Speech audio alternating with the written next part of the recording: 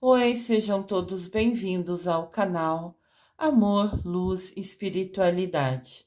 Eu sou Lúcia Diniz e continuo com os vídeos sobre a Quaresma. Hoje eu quero falar um pouquinho para vocês sobre os sacramentos.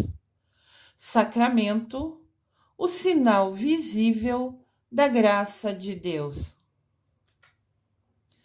Sacramento no dicionário significa ação de jurar, comprometer-se. No cristianismo, confirma e aumentam a graça divina. Mesmo que os ritos celebrados pelos sacramentos já sejam significativos e realizem graças, seus frutos dependem das disposições de quem os recebe. Ou seja, de nada adianta ser, por exemplo, batizado, se depois você não seguir os ensinamentos de Jesus. O sacramento é uma bênção que a gente recebe, mas só tem validade se nós a colocarmos em prática. Aqui tem, a imagem de um padre jorrando a água, colocando a água na pia batismal, benzendo ela. As ações simbólicas representam uma linguagem, mas é preciso que a palavra de Deus e a resposta de fé sejam vivenciadas. Então, assim, de novo, se não colocar em prática, se não vivenciar no dia a dia, de nada adianta. Aqui a gente tem uma imagem de uma confissão, Confissão é um dos sacramentos. É quando a gente procura um padre para conversar, para desabafar, para falar os pecados que a gente fez, aquilo que está nos incomodando, Aqui está numa confissão informal, só sentado pertinho do padre. Mas tem várias maneiras, Sempre vai ter que ter um padre, um bispo, alguém ordenado, que recebeu o sacramento da ordem para ter a permissão de perdoar os nossos pecados. Ao utilizarmos o nosso livre-arbítrio e seguir os caminhos de Jesus e os ensinamentos de Deus, é como se a gente fechasse a porta de comunicação com Deus. Isto quer dizer que a gente pode usar o nosso livre-arbítrio e escolher não seguir os caminhos de Jesus. Mas se a gente, usando o nosso livre-arbítrio, tomar essa ação, nós vamos fechar a porta de comunicação com Deus. E acredito eu que nunca ninguém vai querer isso. Os sacramentos são importantes para a salvação, pois conferem graças, como o perdão dos pecados e outras bênçãos na nossa vida. Batismo nas águas. Quem crer e for batizado será salvo. Isso está na Bíblia, no livro de Marcos, capítulo 16, versículo 16. Quem crer em Jesus e for batizado será salvo. Lembrando que o batismo normalmente ocorre de criança, quando a gente... os filhos são nenês, que a gente batiza. Mas algumas famílias que não têm a tradição de ser católico na família, não é cultural, a pessoa depois pode, de adulto, ser batizado. Não há nenhum problema com isso. É tudo escolha. O Espírito Santo transforma e cura aqueles que recebem os sacramentos. Existe uma forte ligação entre os sacramentos e a nossa fé em Jesus Cristo. Aqui tem um batizado de criança, Normalmente ocorre assim, quando é nenê. E essa maneira, joga água na cabeça, abençoando primeiro sacramento é o batismo. Eu vou falar as ordens aqui na ordem que realmente está nos livros que ensinam a religião. Não é necessariamente a ordem que é aplicada ao longo da nossa vida, mas eu vou explicar isso. O batismo é o sacramento de iniciação, que insere o fiel na vida cristã. As crianças, quando são batizadas, aqui tem um adulto, estão vendo? Ele escolheu, se tornar católico e foi batizado quando adulto. Daí tem todo um treinamento, um cursinho, no sentido, uma catequese para adulto, a gente denomina assim, que é quando é ensinado para ele, as coisas sobre Deus, ensinado sobre parábolas, sobre Bíblia, para ele entender um pouquinho sobre o que é Jesus, os ensinamentos. Mas daí ele, por ser adulto, assume puxa para si a responsabilidade de seguir os passos de Jesus. Quando a criança é pequenininha e é batizada, igual à imagem anterior, devem ter seus pais e padrinhos cientes do significado do batismo e das obrigações que assumem perante Deus de conduzir a criança na vida cristã. Então, olha só, os pais e padrinhos, a gente normalmente escolhe alguém próximo da família, algum irmão, parente, cunhado. Mas assim, não é só escolher por escolher. É escolher porque a pessoa está assumindo o compromisso de guiar aquela criança nos ensinamentos de Jesus Cristo. E isso vai ser prestado conta perante Deus. Se assumiu um compromisso. Então a gente tem que honrar nosso compromisso, Batismo é a pertença à igreja e a adesão a Cristo. É você fazer parte do povo de Deus. Aqui tem outro nenê sendo batizado. Aqui já é o sacramento do crisma. O crisma é realizado pelo bispo. Sempre é o bispo que realiza o batismo. A menos que ele não possa por algum motivo, então ele delega, ele direciona a responsabilidade em um evento único, num momento único, numa igreja, num dia, para que o padre o substitua. Mas quase sempre é o bispo.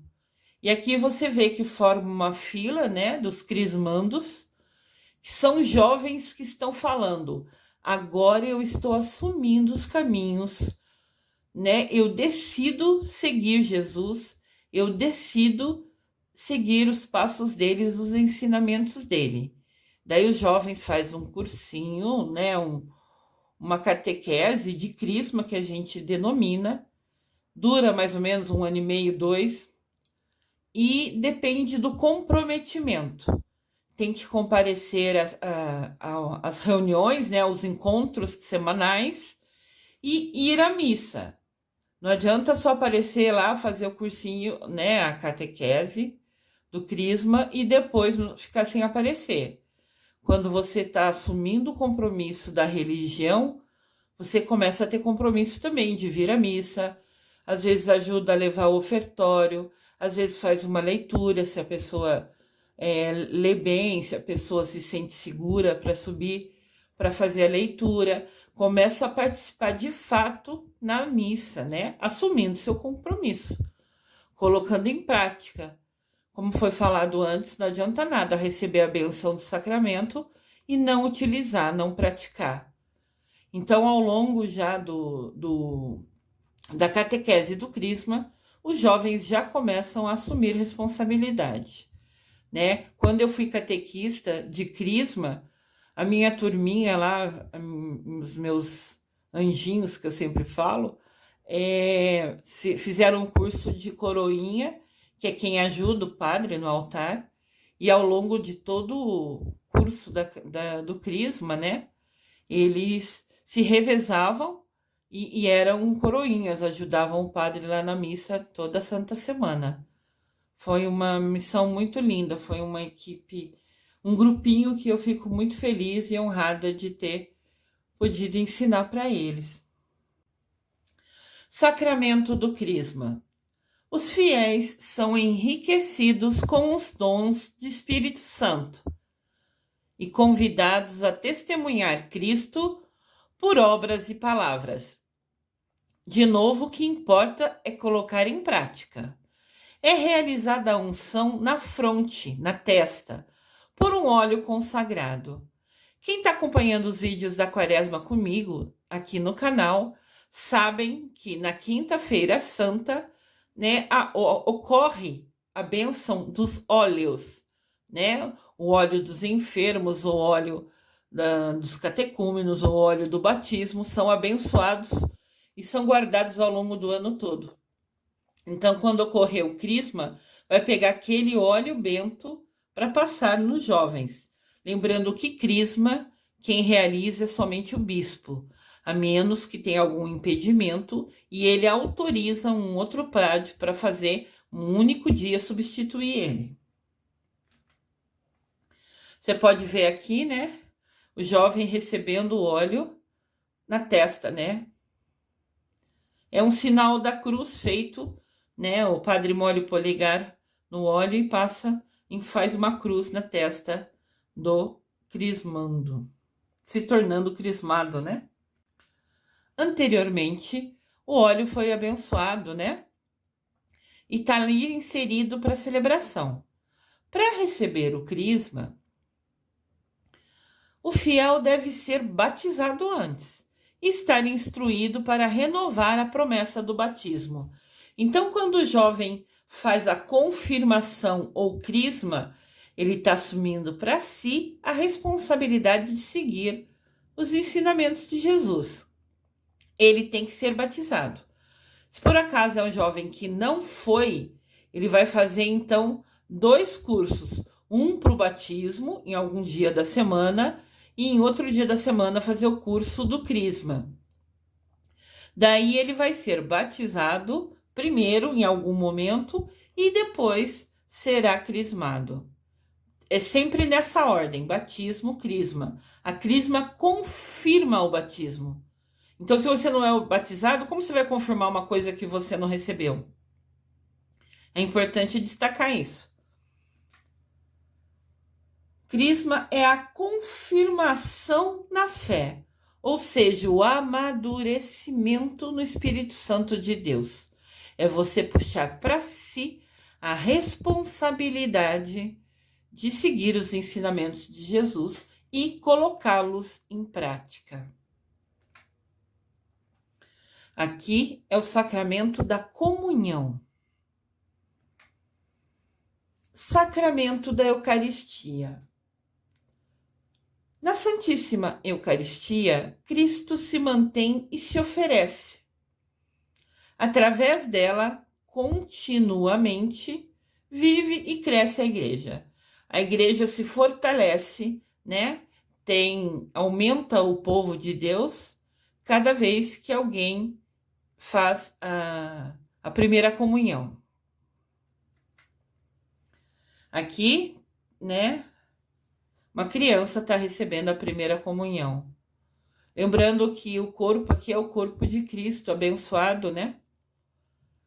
E para receber esse compromisso, essa bênção, para ser permitido se comungar, você tem que de novo fazer a catequese para aprender. Cada um desses cursos, seja do batismo, os pais e padrinhos fazem um cursinho para poder batizar, né, o filho ou ser o padrinho da criança. Sempre tem um cursinho para destacar as importâncias, para falar os trechos da Bíblia que falam desse sacramento, para falar do compromisso e da responsabilidade que está assumindo, porque a gente vai prestar conta de tudo isso para Deus. Então, você fica ciente, você entende, através de cada um dos cursinhos, né, de cada um das catequeses, né? Catequese é ensinar, é compartilhar o conhecimento sobre aquilo. Então, os pais e padrinhos fazem, né, uma catequese sobre o batismo, sobre as responsabilidades que estão assumindo. Tem a da primeira comunhão, tem a do crisma, sempre são ensinamentos bíblicos sobre aquela responsabilidade, sobre o compromisso que assume ao ter o merecimento de receber aquela bênção, né? Tudo tudo que a gente faz traz consequências, né? Traz responsabilidades. Ao você fazer a catequese e fazer a primeira comunhão, você entende, né, as responsabilidades para que você tenha o direito de poder comungar sempre. É como se fosse assim, você entende o compromisso que está assumindo.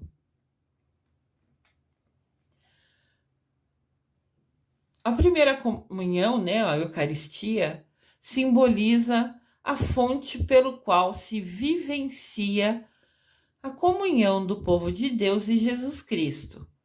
O Senhor está presente sobre as espécies do pão e do vinho, oferecendo-se como alimento espiritual aos fiéis. Então, a gente comungar é o nosso alimento espiritual, faz bem para nossa alma. Eucaristia, receber o corpo e o sangue de Jesus Cristo. Aqui tem a imagem de uma hóstia maior, né? Normalmente é a hóstia que o padre comunga. Ele faz todo o ritual de bênção, né?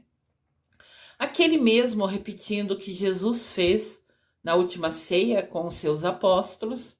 Eis o meu corpo, tomai e comei. Eis o meu sangue, tomai e bebei. Nesse ritual, o padre normalmente tem essa hóstia maior, né? E nós, povo, né, pegamos a menorzinha, por ser mais prática. Já aconteceu de eu comungar um pedaço dessa hóstia maior do padre, porque ele também, às vezes, quebra ela, né, partilha para oferecer, indiferente de qual o tamanho, qual o formato do corpo, né, da hóstia que a gente receba. Sempre o importante é entender, você está se conectando com Deus, você está recebendo o seu alimento espiritual, que é sempre uma bênção incrível. Aqui é a confissão ou penitência, um outro sacramento importante. Se a gente não perdoar os pecados, né, a gente não é merecedor de comungar, mesmo já tendo feito primeira comunhão. Sacramento da confissão. Na confissão, os católicos confessam seus pecados ao sacerdote, devendo estar arrependido deles e com a intenção de se corrigir. Tá, a gente vai lá, conversa com o padre, fala que teve, sei lá, alguma discussão, alguma coisa que te incomodou, que deixou triste, e pede perdão por ter feito aquilo. Mas não adianta nada ir lá conversar com o padre, ele vai te dar uma penitência, ele vai pedir para você fazer algumas coisas. Às vezes o padre pede para a gente rezar, Pai Nosso, Ave Maria. Às vezes o padre pede para a gente ir à missa.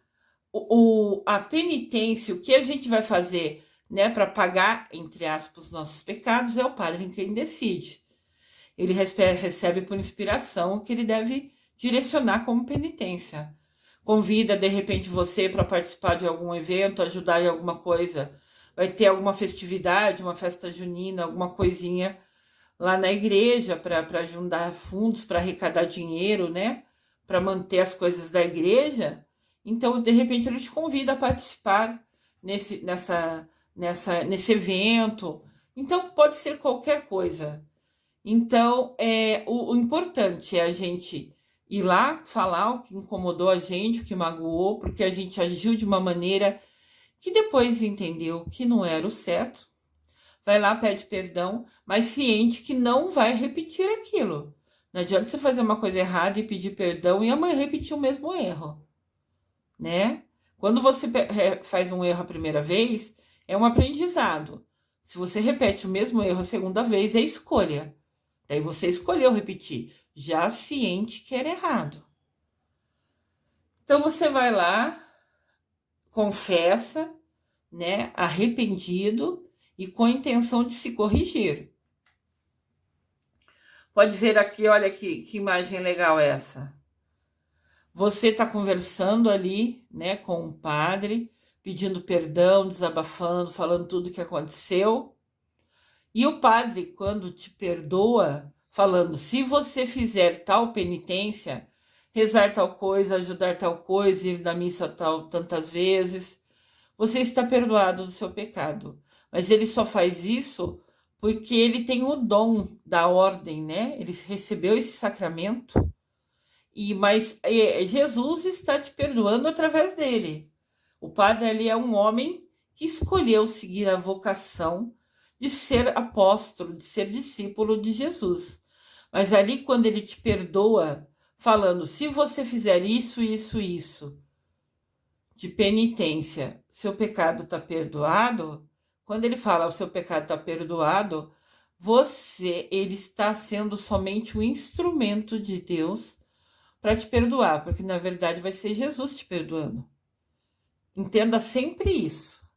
O Padre ali é um instrumento de Deus, né, para te auxiliar a se reaproximar de Deus. E a gente tem que ter o compromisso de nunca mais os repetir. É como eu disse, você errar a primeira vez é um aprendizado. Você repetir o erro sabendo que está errado é uma escolha. Daí você vai ter que prestar conta a Deus. Tudo que você fizer por pensamentos, palavras, sentimentos e atitudes,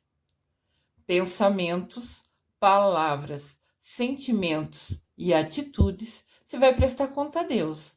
Então, fiquem atentos sobre isso.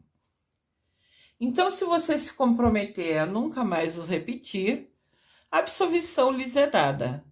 Através da confissão individual, você confessar com o padre, como estava a imagem anterior. Através da absolvição, quando você cumpriu o que o padre pediu, reze tanto isso ou faça tal ação. Daí sim o fiel se reconcilia com Deus. Lembrando que tem coisa que a gente pede perdão e depois repete, mas não é intencional. Pode acontecer de repetir. Tem uma diferença entre você fazer uma coisa e sabendo que está errado, e tem uma diferença de você acabar repetindo. Você pode falar que não vai mais brigar com seu filho, mas dependendo das ações que ele tiver, talvez você não consiga, na segunda vez, deixar de brigar.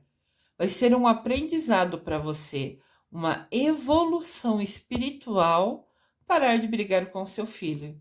Então, às vezes, você vai repetir o brigar com o filho e vai precisar voltar a pedir perdão de novo.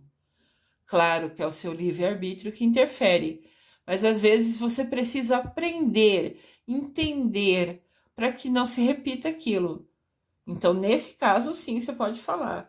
Voltar para o padre e falar, voltei a brigar com meu filho, não queria, mas ele às vezes faz algumas coisas que me deixa, assim, que mexe comigo, com a minha emoção, e eu acabo brigando com ele mesmo, sabendo que não deveria. Então, sempre você vai aprendendo, né, como lidar com essa situação, e daí sim você vai conversando com o padre e pedindo instrução, né, que ele guie, que ele dê alguma sugestão para que você coloque em prática e permita que fique mais fácil, né, evitar de brigar com o seu filho. Tudo na vida é aprendizado. Penitência, a atitude de reconhecer seus pecados e buscar o perdão através da confissão. O princípio de nossa purificação é a humilde confissão dos nossos pecados. Quem falou isso foi Santo Agostinho. Então, para a gente ir confessar, ficar diante do padre, ou seja, de qual sacerdote for para pedir perdão, a gente tem que ser humilde, a gente tem que entender, eu pequei, eu quero me reconectar com Deus, eu quero me reaproximar de Deus, porque eu estou ciente que quando eu peco, eu me afasto de Deus. Então, se agora eu sei que eu errei, eu tenho que ter a humildade de ir confessar meus pecados. Olha que bonito e importante esse aprendizado para a gente. Agora vamos entender o sacramento da unção dos enfermos. Sacramento da unção dos enfermos. É o sacramento destinado para fiéis doentes, para os aliviar e salvar, ungindo-os com óleo. O mesmo óleo que foi lá abençoado na Quinta-feira Santa. A unção pode ser repetida se o fiel doente, aqui está o padre, né, dando a unção, provavelmente nesse caso o doente está deitado. Então pode receber mais de uma vez a unção dos enfermos. Se depois de se recuperar, o fiel, né, recair em uma outra doença, ou se durante a mesma enfermidade se agravar. Então, assim, a pessoa está doente, pede a unção dos enfermos. Unção dos enfermos não é assim, vou morrer, me dá unção. Conheço centenas de pessoas que ficou doente, os padres passam nos hospitais, né, é uma missão deles durante a semana, né, ao longo os padres têm responsabilidade, não é só vir rezar a missa. Ele tem reuniões com a cúria, com as pessoas acima dele dentro da congregação para prestar conta, para ter novos eventos sendo ensinado, direcionado. Depois ele tem compromissos. Então alguns padres são designados para visitar os hospitais. E eles vão de quarto em quarto perguntando se a pessoa aceita conversar com ele. Claro, a pessoa tem o livre-arbítrio de negar, mas as pessoas podem aceitar. Então o padre vai lá, todo mundo que estiver no hospital com alguma enfermidade, e o padre passa lá e ele aceitar a visita, permitir que o padre entre no quarto dele, ele pode receber a unção. A unção é para te curar. Essa é a função dela. Então eu conheço centenas de pessoas que ficaram doentes, o padre passou por lá e deu a unção e depois se recuperaram e estão muito bem até hoje. Então receber a unção não tem nada a ver com é o meu último dia. Pode ser que venha a ocorrer em algum momento, mas você pode receber, só de estar doente ali no hospital você pode receber. E também se uma pessoa já recebeu quando estava com alguma doença e depois essa doença se agrava, fica pior, ou de repente daqui muitas décadas a pessoa fica com outra doença e volta para o hospital, daí ela pode receber de novo a unção. Nada impede isso. A unção é para curar, né? Isso é importante entender. Unção dos enfermos. A graça de Deus que é pedida, né, no período de doenças, ou se a pessoa está doente muito grave, através da unção com um óleo.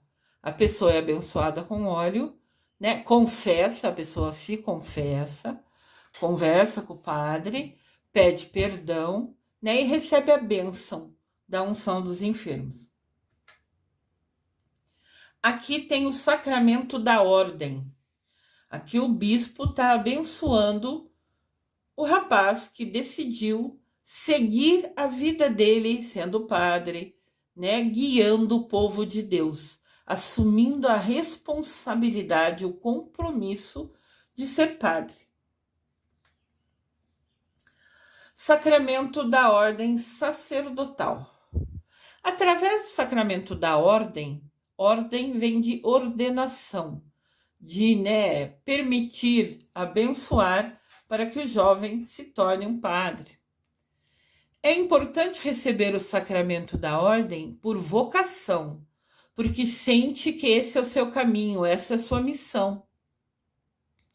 Daí alguns fiéis se comprometem como ministros sagrados. Ou seja, aqui tem o padre, né? Aqui provavelmente ele está fazendo as orações dele ou está ouvindo uma confissão, né? É uma das responsabilidades do padre.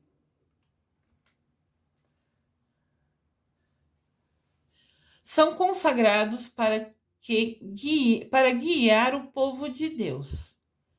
Os padres que forem ordenados, que receberem autorização de ser ministros sagrados da Igreja, assumem o compromisso de desempenhar as funções de ensinar e reger nos ensinamentos de Jesus Cristo.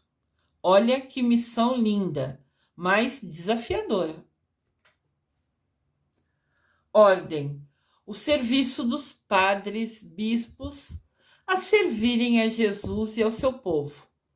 Tem aqui a imagem do rapaz sendo abençoado, do lado esquerdo e do lado direito. É um dos momentos da celebração em que o jovem se torna padre. O jovem ou adulto pode se tornar padre em qualquer momento da vida. Somente tem que fazer a faculdade de teologia, estudar 4 anos a Bíblia. Depois tem que fazer 4 anos de faculdade de filosofia, que é estudar os homens. Então, antes de ser padre, ele estuda para entender a Deus, entender a Bíblia e depois entender os homens. Somente assim ele tem autorização, ele tem os requisitos de conhecimento para se tornar padre. Do lado direito, vocês veem o padre está deitado no chão. É um dos momentos da celebração de ordem. Ele se coloca no chão diante de Deus, como se fosse mostrando a sua humildade, se colocando a serviço de Jesus como ministro, né? Como guia, como dirigente do povo de Deus. É uma super responsabilidade e é uma bênção única, né? Uma vida inteira de dedicação. Por isso que é importante a vocação. O jovem entender, sentir que ele precisa, que essa é a missão dele, né? Que ele escolhe, né, estudar tudo que precisa para estar apto, né, de conhecimento para passar por essa bênção, essa autorização. Lembrando que todo mundo começa padre, né? E conforme ao longo da caminhada, das atitudes, dos desafios que enfrenta, vai sendo como se fosse elevado dentro da congregação, né? O Papa é o máximo que é o número 1 da igreja, é o máximo que se consegue chegar dentro da ordem, né? Então, o nosso Papa Francisco já foi padre, já trabalhou nas igrejas, depois foi subindo, foi arcebispo, foi bispo. Então, todo um processo, né? Uma hierarquia para merecer estar lá no posto maior que o nosso Papa Francisco amado hoje se encontra. Uma bênção e uma super responsabilidade. Uma missão super desafiadora de falar para o mundo inteiro sobre Deus. Aqui vai falar para a gente um pouquinho sobre o sacramento do matrimônio. Sacramento do matrimônio. A partir do matrimônio, né, da consagração da bênção, homens e mulheres batizados, lembrem sempre, para merecer os sacramentos, você tem que começar pelo batismo. Ele é o número 1 dentro dos sacramentos. A ordem dos sacramentos normalmente é assim. Primeiro você batisma, faz o batismo, né, normalmente como pequeno. Depois você faz a primeira comunhão. Depois tem o crisma, quando você assume a responsabilidade de seguir os caminhos de Jesus.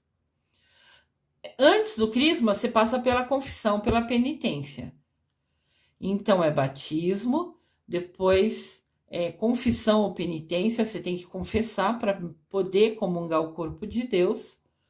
Batismo, confissão ou penitência, primeira comunhão, crisma, né? Daí você também tem, são 2 caminhos, né? Ou a ordem, que é se tornar padre, ou o matrimônio, ou nenhum dos dois. Se a sua missão de vida é ajudar pessoas, não necessariamente você vai casar. E tudo bem também.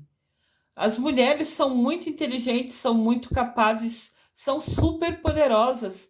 Não precisam ser importantes, não são só importantes se casarem.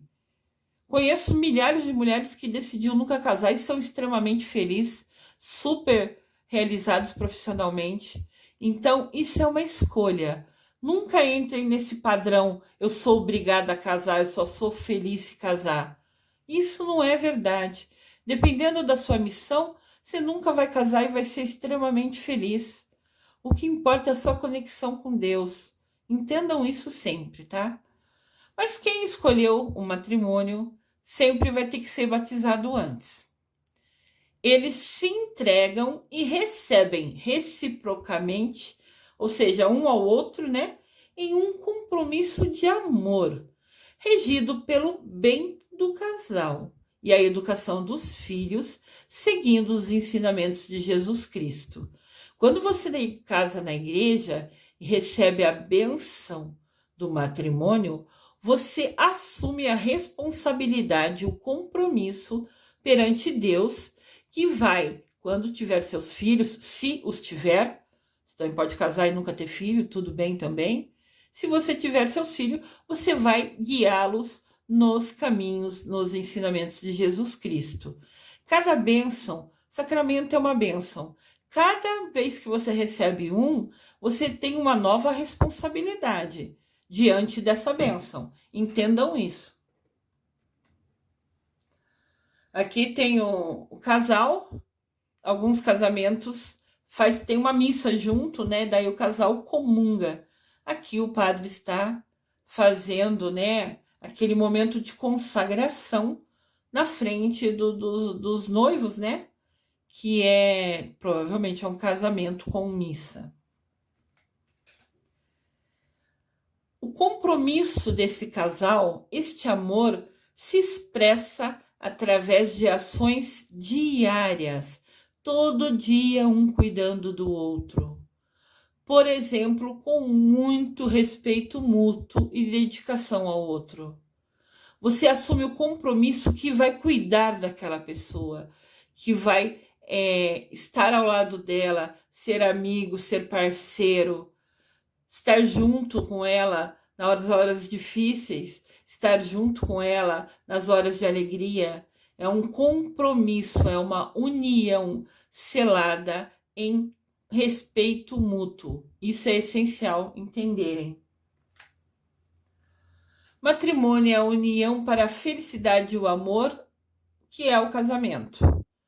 Infelizmente, a gente vê na televisão e vê várias reportagens, sabe várias histórias de pessoas que mesmo casada na frente na igreja, né, oficialmente assim, que tem brigas, discussões, se separam. Na Bíblia, a única razão para se separar é traição, né? Se um ou outro trair, a Bíblia permite a separação, porque é quebrar o compromisso de respeito ao outro. É algo muito grave.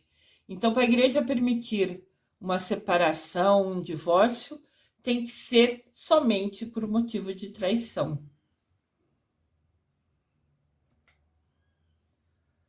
O Papa Francisco fala assim: casamento não é apenas um ato social, não é casar para todo mundo ver, para a sociedade ver.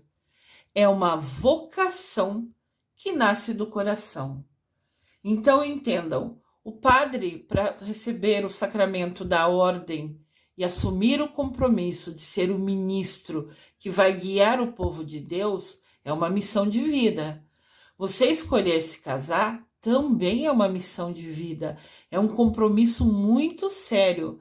É preciso você ter vocação para querer estar ao lado do outro, querer respeitá-lo, amá-lo, e tem que ter reciprocidade. O outro tem que querer a mesma coisa. É impossível manter uma relação você se dedicando e a outra pessoa não. Então, casar não é só casar para os outros verem, para fazer festinha ou não. Casar é um compromisso perante Deus e a gente vai prestar conta disso também. Então, é algo sério. Aqui nós temos nosso amado Papa Francisco. Às vezes ocorre, né, não só lá na Itália, no Vaticano, mas também aqui no Brasil, várias igrejas, às vezes, fazem casamento coletivo. Porque o casamento é a bênção, não precisa ser aquele casamento chique, que você gasta muito dinheiro com isso, com aquilo, com festa. O importante do casamento é a bênção. Então, tem muitas pessoas que não querem fazer festa ou não têm condições, e daí se unem em casamentos coletivos, onde vários casais recebem a bênção juntos. E é tão lindo quanto. É a bênção especial igualzinho. Entendam isso, tá? Isso é muito importante. E o Papa aqui está fazendo um casamento coletivo, nessa imagem.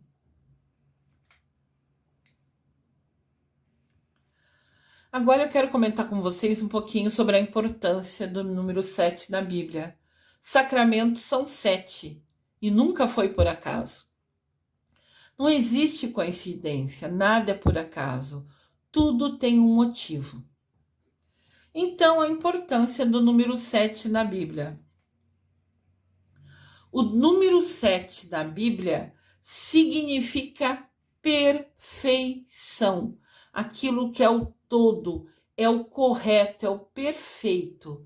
Sempre que verem o número 7 na Bíblia, vocês entendam que é o perfeito. Vou trazer alguns exemplos para vocês. Exemplos de número 7 na Bíblia. O número 7 é um dos marcos. Você vai ver, Marcos é uma referência, é algo importante na Bíblia. Por exemplo, Jesus fala que a gente nunca deve perdoar somente 7 vezes, mas 70 vezes 7. Quer dizer, inúmeras vezes, perdoar sempre. Essa frase, né, perdoar 70 vezes 7, está em Mateus, capítulo 18, versículo 22. Outro exemplo, no final da sua vida na cruz, Jesus Cristo expressa 7 palavras. Aqui tem um vídeo que chama, né, o sermão das 7 palavras. Na verdade, Jesus falou na cruz 7 frases, mas indiferente de ser frases ou palavras, né, o que importa é o 7. Ele falou somente o necessário. Ele falou o que precisava, o que era perfeito ser dito naquele momento, inclusive, né, naquele momento triste que ele estava passando. Tem os 7 sacramentos. Aqui a gente tem os sacramentos para a gente ver. O batismo, a confirmação, a Eucaristia, a penitência, a unção dos enfermos, a ordem e o matrimônio. Então, todo mundo que for seguir certinho vai ser assim. Primeiro vai ser batizado. Depois vai fazer a penitência, a confissão. Sem penitência e confissão, você não faz primeira comunhão. Então, primeiro o batismo, segundo confessar-se, a penitência, terceiro faz a primeira comunhão, faz a Eucaristia, em quarto faz a confirmação, que é o crisma, em quinto você escolhe ou se tornar padre, que é a ordem, ou se casar, ou nenhum dos dois, pode ser uma escolha sua também. E o último sacramento, né, a unção dos enfermos. Se tiver a bênção de receber, é sempre uma bênção a mais.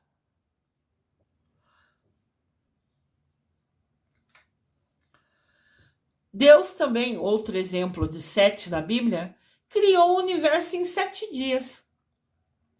Isso está descrito em Gênesis, lá no capítulo 1. Vou tentar ver se eu melhoro aqui a imagem para vocês. Deus criou o mundo em 7 dias. No primeiro dia, que é o domingo, Deus separou a luz das trevas. No segundo dia, que é a segunda, Deus separou os céus e as águas. No terceiro dia, que é a terça, Deus criou as plantas. No quarto dia, que é a quarta, Deus criou o sol, a lua e as estrelas. No quinto dia, que é a quinta, Deus criou todas as criaturas aquáticas e os pássaros. No sexto dia, Deus criou as criaturas da terra e os seres humanos. Então, criaturas da terra são os bichos, né, os animais e os seres humanos. Isso era uma sexta-feira. No sábado, que é o sétimo dia, Deus descansou olhando sua obra e viu que estava perfeito. De novo, 7, perfeição.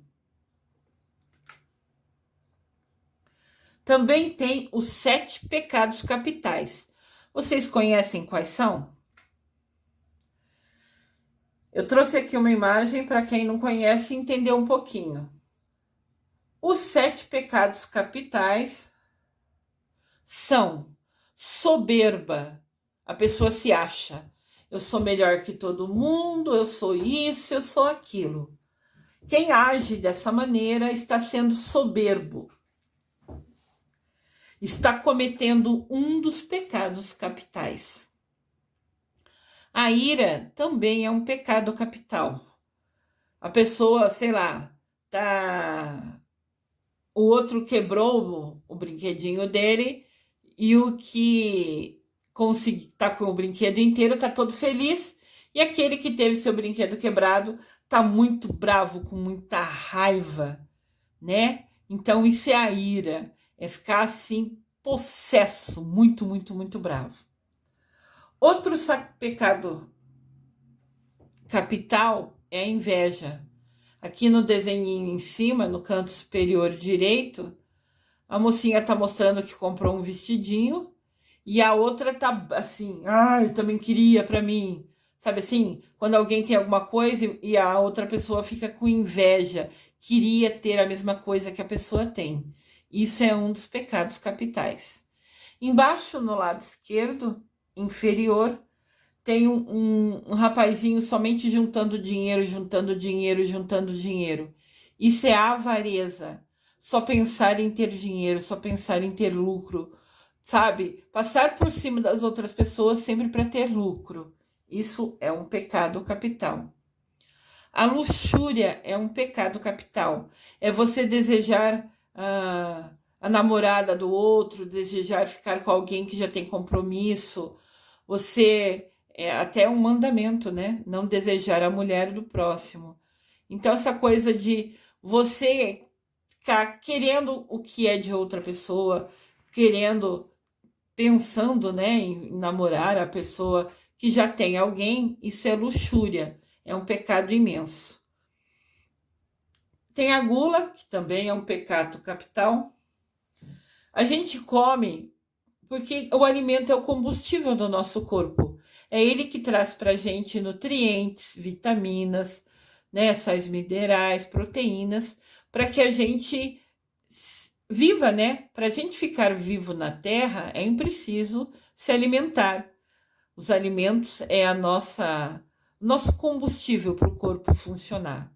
Mas quando você come em excesso, em excesso, em excesso, por escolha consciente disso, daí sim é um pecado capital. Mas entendam que algumas pessoas têm obesidade, mas é por motivo de doença, é por motivo de disfunção hormonal, de um hipotiroidismo. Hipotiroidismo é quando a tiroide da pessoa funciona muito devagar. Então não produz, né, o que o corpo precisa para queimar as calorias do alimento. Quando a gente come, o alimento vai descendo dentro do nosso corpo e vai sendo separado, o que é vitamina vai para o sangue, o que não é vai descendo até chegar no intestino e depois é descartado o que não tem mais necessidade, o que não é importante para o corpo. Mas ao longo de todo o processo de digestão dos nossos alimentos, é separado tudo que é importante para a gente. Então, para uma pessoa que tem o hipotiroidismo, né, que é a tiroide lenta, ela não vai ter a produção de um hormônio que quebra as moléculas desse alimento. E eu sei tanto disso porque eu sofro disso, né? Então, eu sei que se a gente não tomar remédio diário, a gente cada mês mais fica inchada. E também tem outros, né? A pressão alta, por exemplo, também faz a pessoa se inchar, né? É uma consequência da pressão, a pessoa ficar inchada. Então, nunca julguem ninguém. Primeiro, porque isso nunca foi ensinamento de Deus. Todo mundo é igual, filho de Deus Pai e de Mamãe Maria. Então, a pessoa que tem obesidade pode ser muitas vezes disfunção hormonal, pode ser muitas vezes doença que ela tem. Então, nunca julgue ninguém. O pecado aqui, capital, gula, é quem está muito bem de saúde e come exageradamente. Tudo em excesso faz mal na vida da gente, seja lá o que for. Entendam isso. E outro pecado capital é a preguiça. Aquela vontade de não fazer nada, aquela escolha. Usar o livre-arbítrio para não fazer nada. Isso é um pecado capital. E esses são os piores pecados do mundo, por isso que são chamados de pecados capitais. Vou repeti-los. Soberba, se achar melhor que os outros.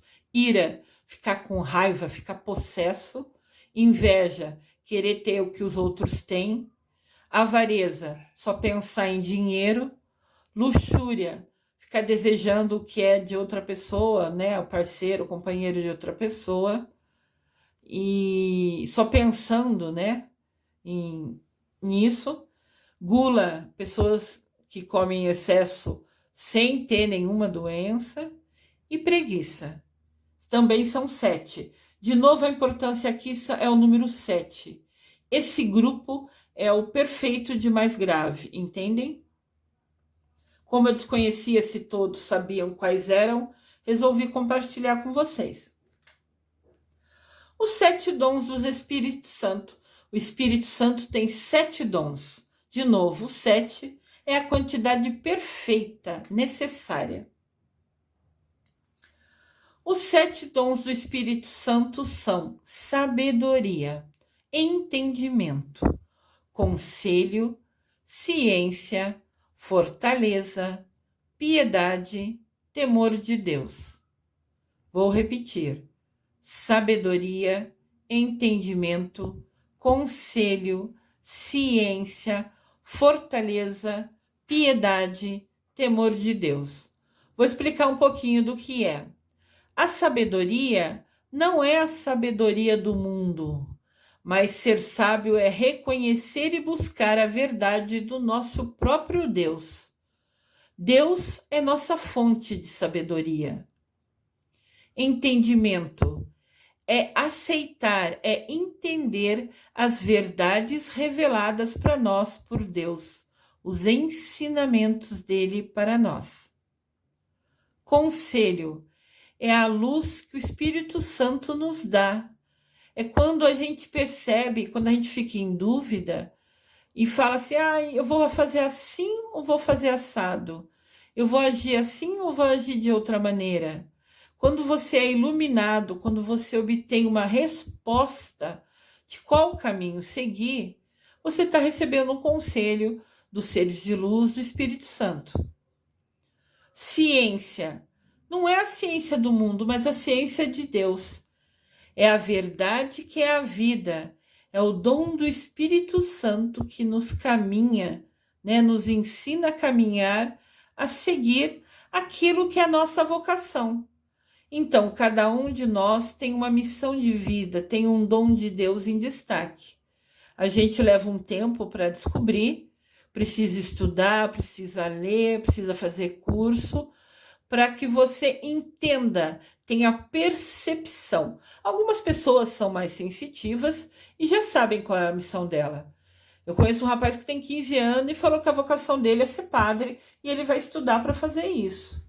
E quando um jovem decide se ordenar, né, escolhe se tornar padre, mesmo que ele não tenha dinheiro para fazer as 2 faculdades que são necessárias e obrigatórias antes de virar padre, a igreja tem lugares, né, tem monastérios que ajudam, que dão comida, dão alimento, que ele possa se dedicar, se preparar para ser padre. Então, se ele decidiu isso, a igreja sempre vai ajudá-lo, sempre vai dar moradia e alimento para que ele possa focar em estudar e se preparar para aquilo. Então, esse rapaz que eu conheço tem 15 anos e falou que vai ser padre e está decidido e ninguém tira isso dele. Então, ele já descobriu a vocação dele. Então, ciência, nesse dom do Espírito, é a gente entender qual é a nossa vocação. A gente ir atrás de descobrir, querer descobrir. Tem gente que passa a vida inteira sem cumprir a missão dele, sem descobrir qual é a vocação por escolha. Não quer. Claro que depois vai se entender com Deus, né? Fortaleza é o dom da coragem para a gente viver fielmente na fé. Porque quem tem fé, quem segue a Cristo, enfrenta desafios. Nós temos provações. Então, quando a gente passa por essas provações, a gente tem que ser forte, tem que ter coragem de enfrentá-las. Então, a fortaleza, essa força para enfrentar os desafios, é um dos 7 dons do Espírito Santo. Piedade é o dom do Espírito Santo que nos faz amar e servir a Deus com alegria. É saber olhar o outro, é ajudar o próximo, é o amor incondicional, é ajudar a pessoa sem querer nada em troca. Isso é um dom, é um sentimento que a gente tem. A gente aprende a ter compaixão pelo outro, a ajudar o outro, nem que for com um prato de comida ou com um casaco quando chega o frio. Isso, essa vontade de querer ajudar o outro é um dos dons do Espírito Santo. E temor a Deus. Temor a Deus aqui não é ter medo de Deus, mas ter um amor tão grande por Deus, um respeito por Deus, que a gente se dedica a Ele, que a gente escolhe seguir Ele. A gente teme a Deus com tanto amor, né, com tanto respeito, que a gente decide seguir o caminho dele. Então, os 7 dons do Espírito Santo são esses. Lindo, né? E olha que interessante. Os 7 dons do Espírito Santo têm cores: vinho, laranja, vermelho, verde, amarelo, azul claro, azul escuro, que são sabedoria, entendimento, ciência, conselho, fortaleza, piedade, temor de Deus. Esses 7 que eu acabei de falar para vocês na tela anterior, explicando o que era cada um deles. Por isso que eu sempre falo, assistam os vídeos com um caderninho, vai anotando isso, que é um aprendizado para sua alma. O que a gente aprende nunca ninguém tira da gente. E cada novo aprendizado é um passinho a mais que a gente sobe na nossa evolução espiritual, na nossa proximidade a Deus. Cada um de nós tem o livre-arbítrio e as nossas ações de querer estar perto de Jesus, de Deus Pai, estudar e aprender os ensinamentos dele, é que nos aproxima dele. O quanto a gente vai ser íntimo de Deus ou não é a nossa escolha. Cada um tem o livre-arbítrio para isso. Então, olha só, os 7 dons do Espírito têm cor. Que coisa linda, né? Os 7 arcanjos. Os arcanjos também são 7. Quem segue aqui, me segue no canal. Se você é novo, seja bem-vindo. Curtam os vídeos, cliquem no polegarzinho para cima, cliquem no sininho, se inscrevam no canal e cliquem em todas as notificações para receber tudo que o canal disponibiliza. Nós estamos com orações diárias, mensagens de 10, 15 minutos para iluminar e guiar o seu dia. Estamos com os vídeos da Quaresma e também estamos fazendo a oração de 21 dias de Miguel Arcanjo, oração de proteção e limpeza energética. Então, esse canal tem o objetivo de trabalhar, buscar a evolução espiritual. E todo mundo que quiser seguir comigo, aprender comigo, vamos aprender juntos, construir conhecimento juntos e cada vez ficar mais pertinho de Deus Pai e de Mamãe Maria. Então, quem me segue sabe que eu sou protegida, que o meu guia protetor é o Miguel Arcanjo. E nada é por acaso, Também são 7 os arcanjos. Miguel Arcanjo rege o domingo. o Jofiel rege a segunda, o Samuel rege a terça, o Gabriel rege a quarta, o Rafael rege a quinta, o Uriel rege a sexta e o Ezequiel rege os sábados. E como eu sempre falo, nada é coincidência nessa vida, as 7 cores dos dons do Espírito Santo são as mesmas 7 cores dos arcanjos. Olha como tudo é perfeito. Deus é único e tudo se conecta, indiferente da religião que a gente tenha. No final, vendo tudo com uma visão do completo, do macro, do todo, está tudo interligado, está tudo conectado. O que tudo nos guia e nos leva é aprender, ensinar, entender sobre Deus Pai. Indiferente da nossa religião, indiferente de qual religião você escolheu seguir, o importante é que a religião te faça um ser melhor, te ensine, né, nos caminhos de Jesus, te guie para te fazer cada vez mais aprender e se aproximar de Deus Pai e de Mamãe Maria. E voltando, os 7 dons do Espírito são 7, a importância do perfeito na Bíblia. Os 7 arcanjos são 7, os dias da semana são 7, nada é por acaso, tudo é perfeito assim. Então, as 7 cores dos dons do Espírito são exatamente as mesmas 7 cores dos arcanjos. E aqui também são as cores dos 7 mestres ascensionados. Mestres ascensionados são seres de luz que, indiferente da religião que tiveram em vida, todos escolheram seguir Jesus, todos escolheram, né, se aproximar, ficar pertinho de Deus. Esses seres de luz estão à disposição para nos ajudar, sempre que a gente pedir. Ninguém pode nos ajudar se a gente não pedir para eles.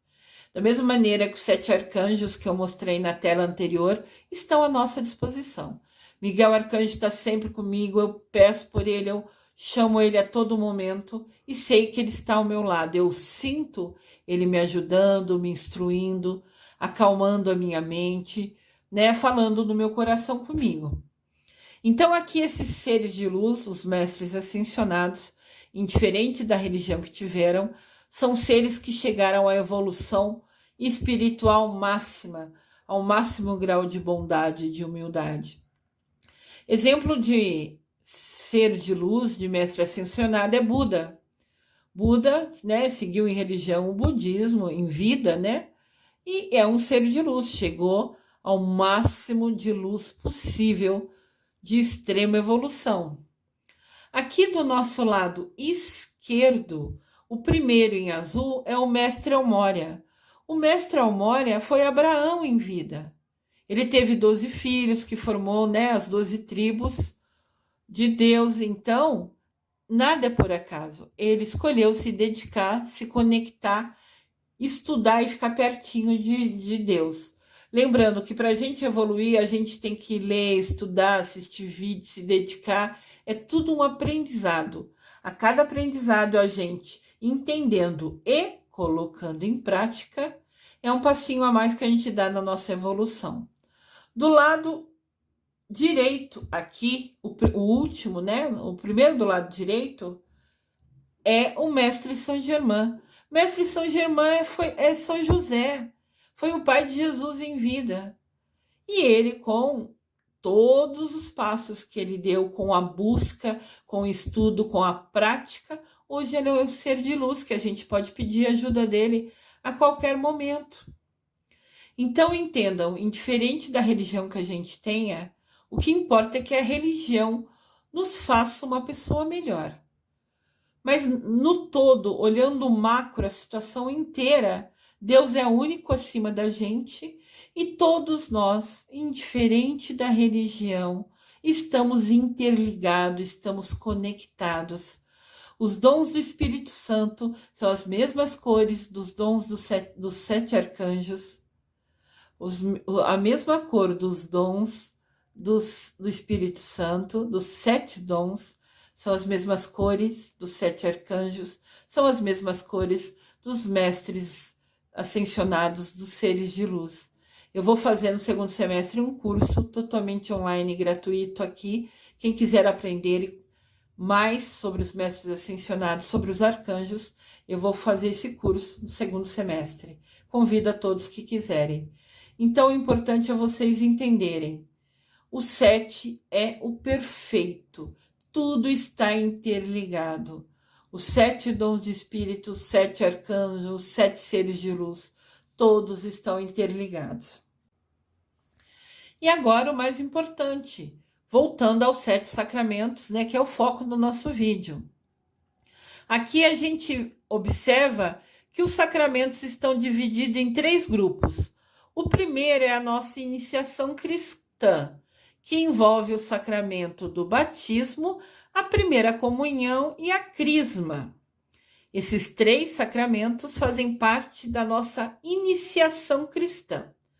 O segundo grupo de sacramentos envolve a cura, que é o sacramento da penitência ou confissão, quando a gente, através da confissão, se reaproxima de Deus, limpa os nossos pecados, se cura das coisas ruins que a gente fez e volta a ficar pertinho de Jesus e de Deus Pai. E o segundo sacramento desse grupo cura é a unção dos enfermos, quando a gente pede a bênção para se curar de alguma doença ou para realmente ir lá prestar conta para Deus. Só Deus sabe quando é a hora de cada um de nós. Então, depende, né, de qual é o momento. E o terceiro grupo é o grupo dos sacramentos de serviço, que é a ordem, quando, né, o jovem decide se tornar padre, né, ser um ministro, ser aquele que vai guiar o povo de Deus. E o matrimônio também é um sacramento de serviço. É você se doar, se dedicar ao outro, é esquecer o seu umbigo e pensar tudo em 2. Não importa só você, não importa só a sua opinião, importa o casal. O bem maior é a felicidade do casal. Então, olha que interessante. Os 7 sacramentos estão divididos em 3 grupos: iniciação cristã, cura e serviço. Iniciação cristã, batismo, primeira comunhão e o crisma. A cura é a penitência aos homens enfermos. São os 2 que nos reconectam com Deus. E o serviço, ou você ser, né, ordenado, se tornar padre, ou você se casar, matrimônio. Importante, hein? Serviço. Você ser o guia do povo de Deus, um padre, ou você escolher casar com outra pessoa e trabalhar e estar a serviço um do outro. Esse é o mais importante ensinamento desse vídeo. Esses 7 sacramentos estão divididos entre iniciação cristã, cura e serviço. Qual serviço você vai escolher? E você pode não escolher nenhum desses 2. Você pode escolher ajudar os outros, trabalhar em algumas ações voluntárias. Tudo é escolha. Você não receber nenhum dos 2 sacramentos de serviço também nunca te fará inferior a ninguém. Tudo é escolha dependendo da nossa missão. Então sigam sempre seu coração, se conectem sempre com Deus Pai, com a Mamãe Maria e sigam, né, os ensinamentos. Lembrando que os 7 sacramentos são bênçãos. Quando você escolhe os receber, vai ser mais abençoado. Mas cada sacramento traz uma nova responsabilidade, um compromisso perante Deus. Que Deus nos guie e ilumine sempre para que a gente ouça a voz do coração, a voz com que Ele nos fala e saibamos realmente merecer as bênçãos de Deus. Eu desejo amor e luz a todos.